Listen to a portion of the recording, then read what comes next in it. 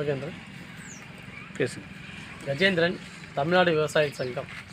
கள்ளக்குறிச்சி மாவட்டம் மாவட்டமாக அறிவிச்சிலிருந்து வெறும் பெயர் அளவில் இருக்கிறத தவிர மாவட்ட வளர்ச்சிக்கான விஷயங்களோ அல்லது மாவட்டம் வசிக்கக்கூடிய மக்களுடைய வாழ்வாதாரத்துக்கோ எந்த ஒரு வழிவகையும் இல்லை. இங்கே பார்த்திங்கன்னா நிறைய மக்கள் பிரச்சனை இருக்குது. மக்கள் அவர்கள் இருக்கக்கூடிய ஊர்லேருந்து பிழைக்கக்கூடிய அளவுக்கான ஒரு தொழிற்சாலைகளோ விவசாயம் சார்ந்த தொழிற்சாலைகளோ அவங்க வாழ்வாதாரத்தை தக்க வைக்கிறதுக்கான ஒரு சூழலோ இந்த அரசு மூலிமா எந்த ஒரு கோரிக்கையும் நிறைவேற்றப்படவில்லை, எதுவும் கிடைக்கல.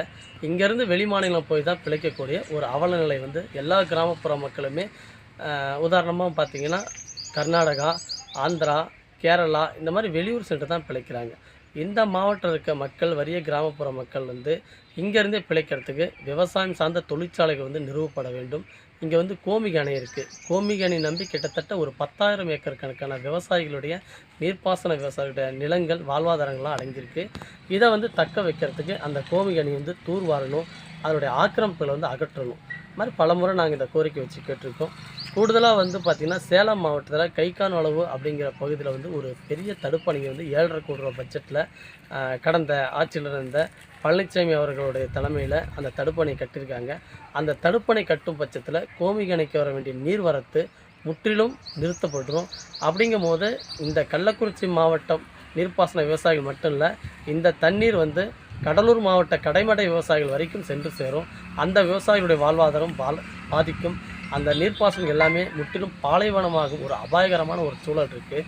இதையெல்லாம் இருக்க வேண்டிய சூழலில் இன்னமும் எங்களுக்கு நீர் ஆதாரம் வேண்டும். இங்கே இருக்கிறது எல்லாமே பிரதானமாக நெற்பயிர் விவசாயிகள் தான் இருக்காங்க.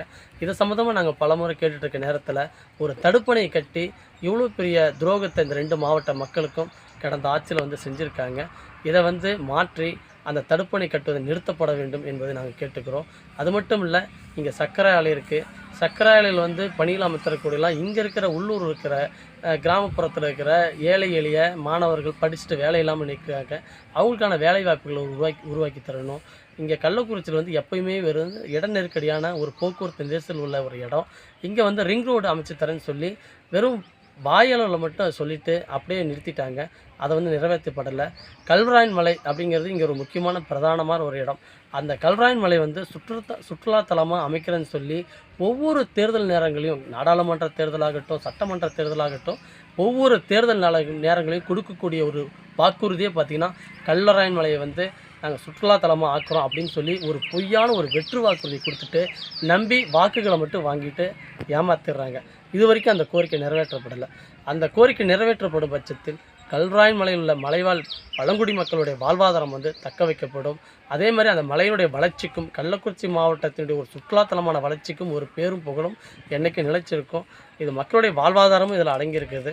எனவே இந்த கோரிக்கைகளை அரசு செய்யணும். இனி வரும் காலங்களாவது இந்த தேர்தலில் யார் ஆள்றாங்களோ, ஆளக்கூடியவர்கள், ஆள துடிப்பவர்கள் யாராக இருந்தாலும் அவர்கள் இந்த மக்கள் கோரிக்கையை நிறைவேற்றி தரும்படி நாங்கள் சார்ந்த தமிழ்நாடு விவசாய தொழிலாளர் சங்கம் சார்பாக மீண்டும் நாங்கள் கோரிக்கையாக கேட்டுக்கிறோம். நன்றி.